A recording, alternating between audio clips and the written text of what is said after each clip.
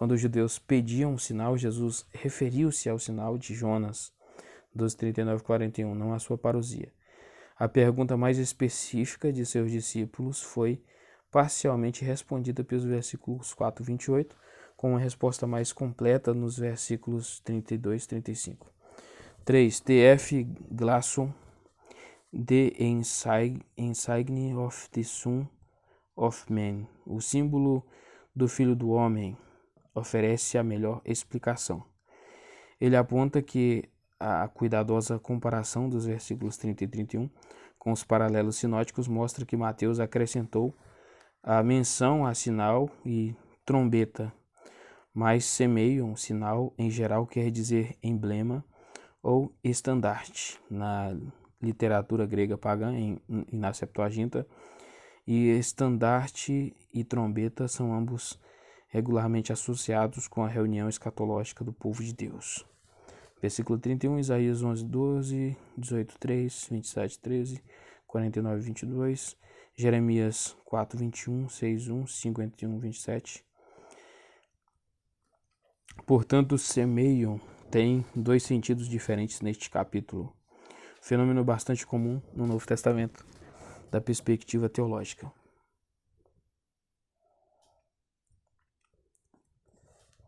Isso quer dizer que o reino está sendo consumado. O estandarte, a bandeira do Filho do Homem, defrauda-se nos céus quando ele mesmo retorna em esplendor e poder. O evento incitará todas as nações a lamentar, alusão a Zacarias 12:10, 12, provavelmente tirada direto do TM. O lamento é de arrependimento. Em 53, João 19:37, Apocalipse 1:7 e Zacarias, a referência às tribos de Israel na terra, e o lamento é de arrependimento. O que segue em Kik e France querem manter a primeira ligação com o Antigo Testamento. As tribos de Israel nas tribos de Israel, mas não a segunda, o lamento, veja comentário 24:3. Muitos estudiosos entendem o lamento, versículo 30, como de desespero, não de arrependimento, Apocalipse 1:7. E já argumentamos pela tradução por todas as nações da terra, NVI, em vez de por todas as tribos da terra. Assim parece que nenhuma ligação com o Antigo Testamento é simples e devemos provar uma ligação mais profunda. O que descobrimos é o argumento a fortiori implícito em Zacarias 12, e Yahvé capacita a casa de Davi e Judá a esmagar seus inimigos, e como resultado disso, os judeus choram aparentemente em contrição por seus pecados passados, à luz da libertação e salvação misericordiosas de Yahvé, Zacarias 13:1, mas os inimigos gentios é que são esmagados. Assim, se os judeus enfrentam julgamento e lamento, embora não só Jerusalém, mas também todas as nações, versículo 9, tenham odiado os discípulos de Jesus, quanto mais todas as nações da terra a quem o evangelho é pregado.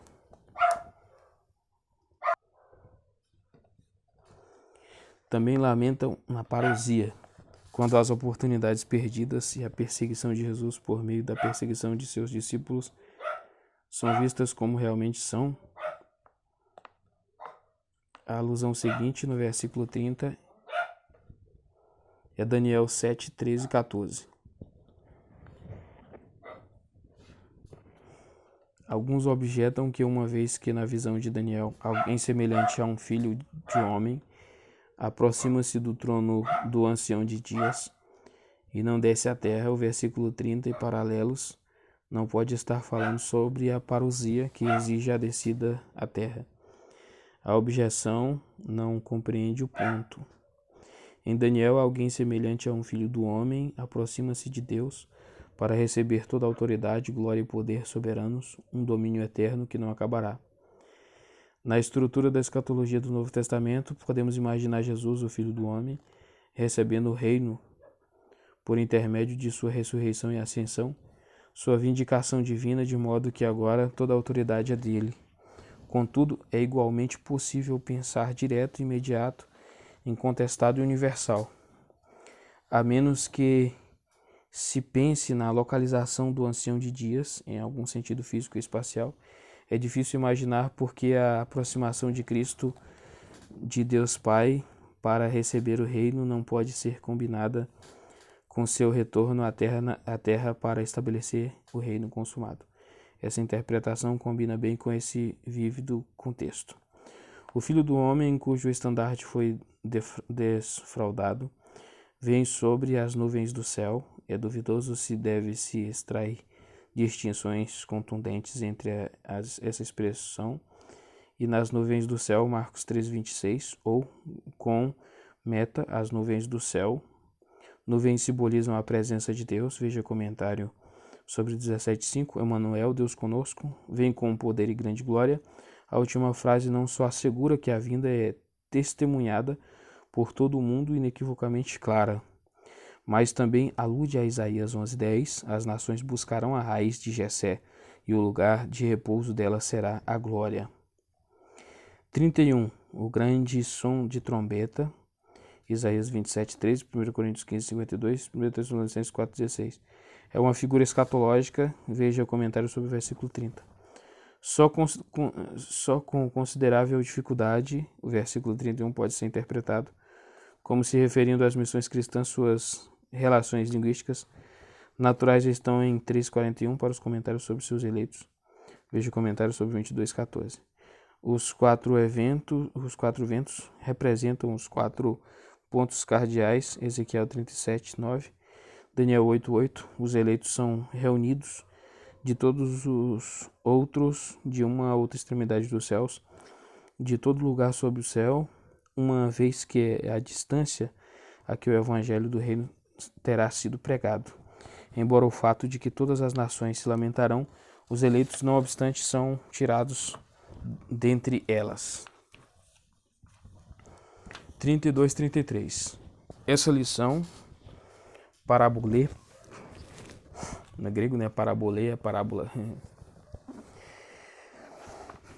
Veja o comentário sobre 13,3a e 15,15 da Figueira. Baseia-se na observação comum de que ramos se renovam antes do verão. Isso acende a expectativa do verão, embora o grego seja ambíguo. A expressão, vocês sabem, da NVI é preferível ao imperativo sabei. A parábola aponta a relação entre todas estas coisas e está próximo. É incerto que se o antecedente de ele é a parousia ou Jesus, o Filho do Homem. Jesus às vezes falava de si mesmo na terceira pessoa e pode estar fazendo isso aqui. Todavia, independentemente de que se refere ao pronome ele, aqui a proximidade do segundo advento com clareza está em vista. A expressão todas essas coisas é mais problemática. Se as palavras incluem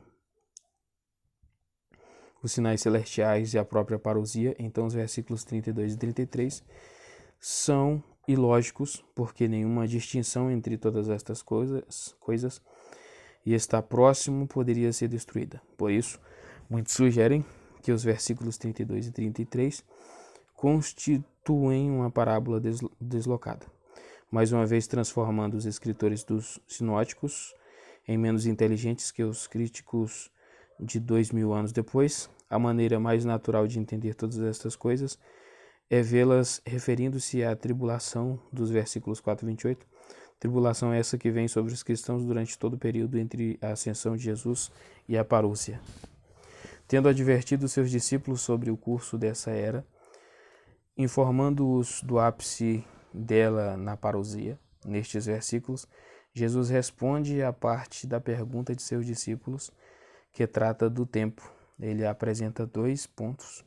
O primeiro, todas estas coisas devem acontecer e depois a parousia está próxima, às portas, iminente. Em outras palavras, a parousia é um importante passo seguinte nos propósitos redentores de Deus. O segundo, isso não quer dizer que o período de tribulação aponta a parousia, porque quanto ao dia e hora ninguém sabe. 34. Eu lhes asseguro, enfatiza a importância do que isso introduz. Só com maior dificuldade esta geração, veja comentários sobre 11:16. Pode ser forçada a querer dizer algo mais que não a geração que vivia enquanto Jesus falava. Mesmo se geração por si mesma possa ter uma variação semântica levemente mais abrangente, fazer esta geração referir-se a todos os cristãos de todas as eras ou à geração de cristãos vivos, quando os eventos escatológicos começarem a acontecer, é muitíssimo artificial. Contudo, isso não se segue que Jesus, por engano, achava que a parousia ocorreria durante a vida de seus ouvintes. Se nossa interpretação desse capítulo estiver correta, tudo o que o versículo 34 requer é que a tribulação dos versículos 4:28, incluindo a queda de Jerusalém, aconteça no tempo de vida da geração que estava viva na época. Isso não quer dizer que a tribulação devia terminar naquela época, mas só que todas estas coisas deviam acontecer neste período. Portanto, o versículo 34 assenta um terminus acuo para a parousia. Ela não pode acontecer até que os eventos dos versículos 4:22 aconteçam. Não, é 4:28. Aconteçam. Tudo na geração de 30 depois de Cristo. Mas não há terminus ad quem para essa tribulação, que não a própria parousia. E somente o Pai sabe quando ela ocorrerá. 35. A autoridade e a validade eterna das palavras de Jesus não são nada menos que a autoridade e a validade eterna das palavras de Deus. Salmo 119, 89. Isaías 40, do 6-8. 5. O dia e hora desconhecidos. A necessidade de estar preparado. Letra A, o princípio. 36. Quanto ao dia e hora, ninguém sabe, nem os anjos do céu, nem o Filho, senão somente o Pai. Versículo 36. Muitos comentaristas leem o versículo 36 como parágrafo precedente, mas ele vai muito melhor com os versículos seguintes, que constituem uma exortação para a vigilância, precisamente porque o dia e hora são desconhecidos da humanidade. A vida prossegue como sempre. O gar, no início do versículo 37, não deve ser ignorado como na NVI. A essência do versículo 36 está bastante clara. Os discípulos de Jesus estão moralmente obrigados a reprimir todos os desejos de saber o que ninguém sabe além do Pai, nem mesmo os anjos. Esdras 4:52, ou o Filho, notas: se o Filho mesmo não sabe o tempo da parousia, quão alegremente devemos nós, seus seguidores, descansar na ignorância que não pode ser removida, confiando em todas as coisas na sabedoria e bondade do nosso Pai Celestial, esforçando-nos para obedecer à sua vontade claramente revelada e confiando em sua bondade para apoio, broados. Além disso, é ridículo preocupar-se com minúcias divorciadas do contexto para dizer que, embora o dia e a hora permaneçam desconhecidos, podemos apurar o mês ou o ano. A ignorância confessada de Jesus a respeito desse ponto não gerou pouco debate. Na verdade, isso faz parte do padrão do Novo Testamento da humilhação e encarnação dele. 20:23, Lucas 2:52, Atos 1:7, Filipenses 2:7. O Evangelho de João, dentre os 4 evangelhos, é o que insiste mais claramente na divindade de Jesus e também insiste com igual vigor na dependência de Jesus do Pai e na obediência dele ao Pai. Dependência essa que alcança até mesmo o seu conhecimento do divino, como a insistência do Novo Testamento na divindade de Jesus deve ser harmonizada com a insistência do Novo Testamento na ignorância e na dependência dele, é assunto de suma importância para a Igreja e deve-se evitar tentar descartar uma verdade para tentar preservar outra, para uma tentativa de trabalhar algumas dessas coisas. Confira Carson, Divine Sovereignty, Soberania Divina, página 146 a 160. Aí ele vai ter as notas aqui, né, dessa parte do comentário. E aqui ele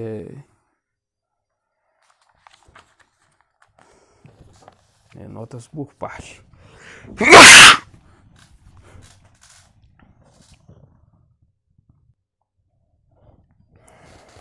As palavras nenhum filho, embora textualmente asseguradas em Marcos 3,32, são debatidas aqui. A omissão é sustentada pela MSS, mais tardio por XA.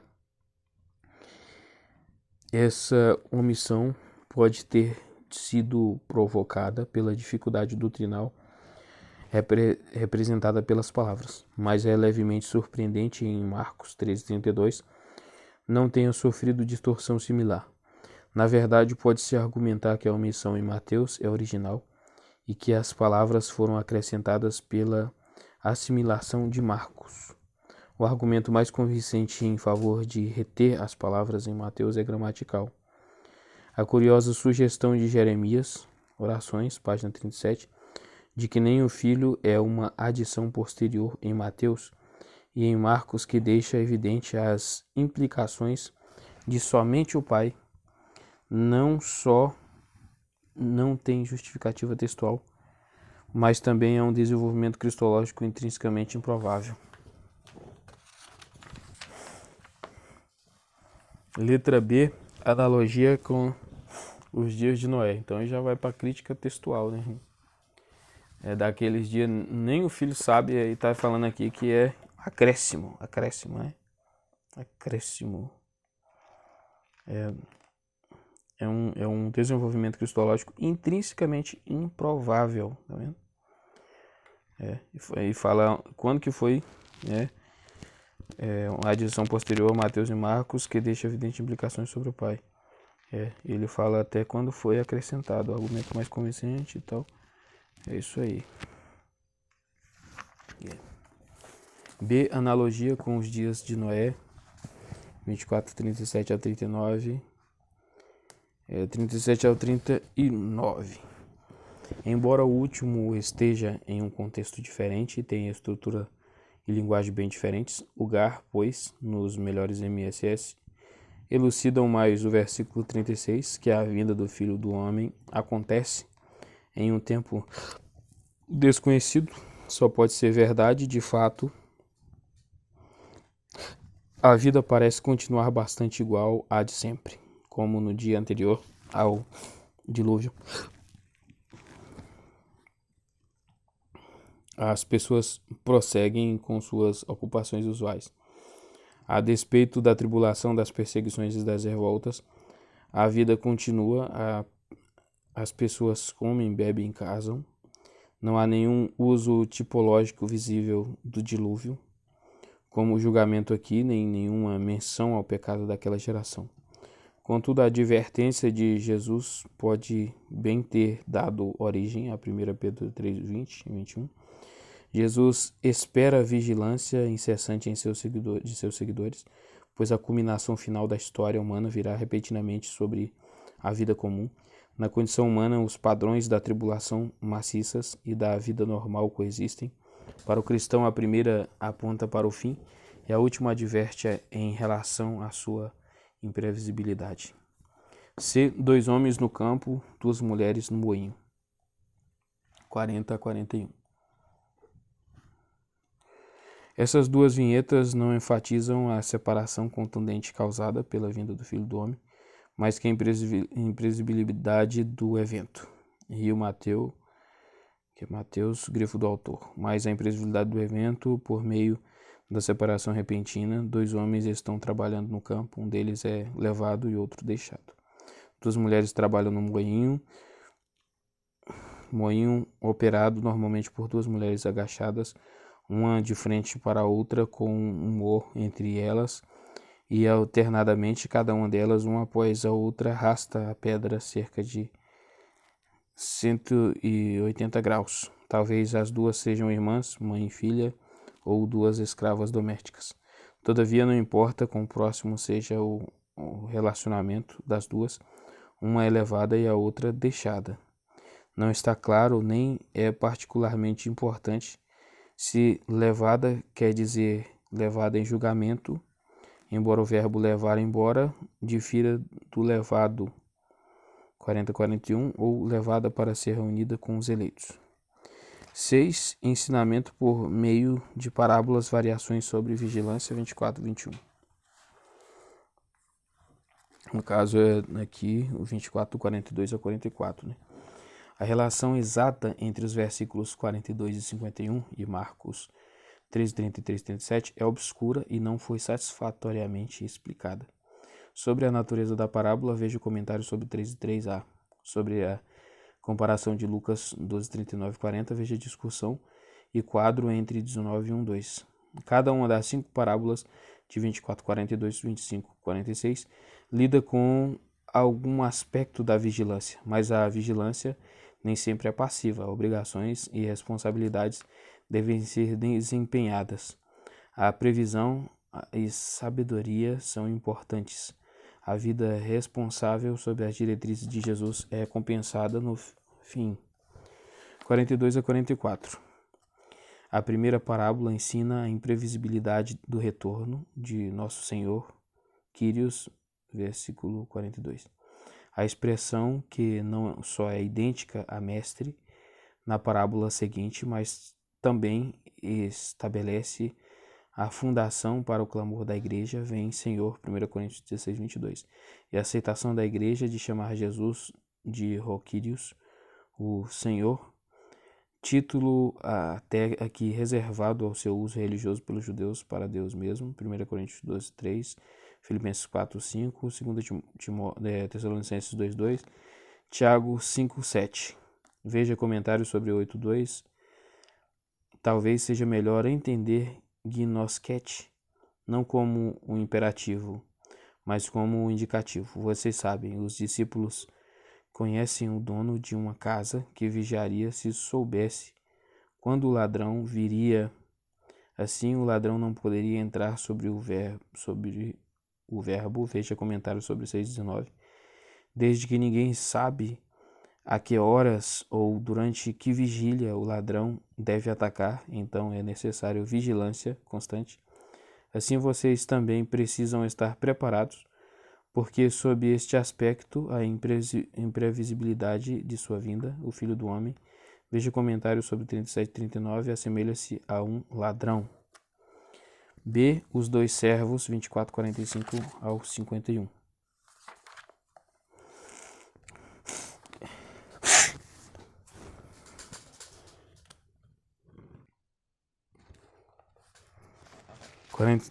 O bom servo está preparado para seu senhor. A qualquer momento ele é fiel em toda a demora dele. E no fim é altamente recompensado. O mau servo é desleal em suas responsabilidades, abusivo em seus conservos, relaxado na esperada do retorno de seu mestre, e no fim ganha a punição que lhe é devida. Quadro e discussão em 19:1-2. Também é Marcos 13:34. 13:34, Lucas 12:35. 45 ao 47, o doulos, que significa servo. Dessa parábola é o chefe de todos os servos domésticos, versículo 45. Isso, no entanto, não limita tanto o uso da parábola para líderes, como estabelece que a responsabilidade deles exige boas relações pessoais com os outros, versículo 49, exigindo conduta exemplar e removendo a rispidez e o controle sobre os outros. O bom servo é fiel e sensato, isso é, prudente, ponderado, e faz o que lhe é designado. Quando seu mestre retorna, versículo 46, ele é Macarios, abençoado, feliz, veja comentário sobre 5:3, e promovido, versículo 47. Em Marcos 13:37, Jesus aplica a necessidade de vigiar a todos. 48 ao 51. Se o servo é mau e lhe falta fidelidade e sensatez, ele pode convencer-se de que seu mestre está demorando, talvez um sutil indício de que a parousia poderia demorar consideravelmente. O servo mau usa a demora para abusar dos conservos e farrear. Versículo 49. Começa a bater, mas o servo mau, surpreendido, despreparado para o retorno de seu mestre, é colocado com os hipócritas. Seu destino é a punição dada aos maus, constantemente considerados vis neste evangelho. O mestre mandará cortar o empregado em pedaços. Sobre as punições estipuladas para os escravos judeus, o sentido literal de dicotomeu é cortar em dois. Só encontrado no Novo Testamento, aqui em Lucas 12:46. Os supostos paralelos não são convincentes. O cortar do meio dos filhos da luz refere-se à excomunhão. Não obstante, aqui o servo mau não é cortado de nada, ele é cortado em pedaços. A mais severa e terrível das punições, e é colocado junto com os hipócritas, onde há choro e ranger de dentes. Confira 8:12. Versículo 50, essa é uma das únicas, das únicas 3 passagens de Mateus em que o pronome relativo é traído para o caso de seu antecessor. Veja comentário sobre 18:19 e 25:24. E aí vai entrar nas 10 virgens já do capítulo 25, né? Finalizando então o capítulo 24 do comentário do Carson.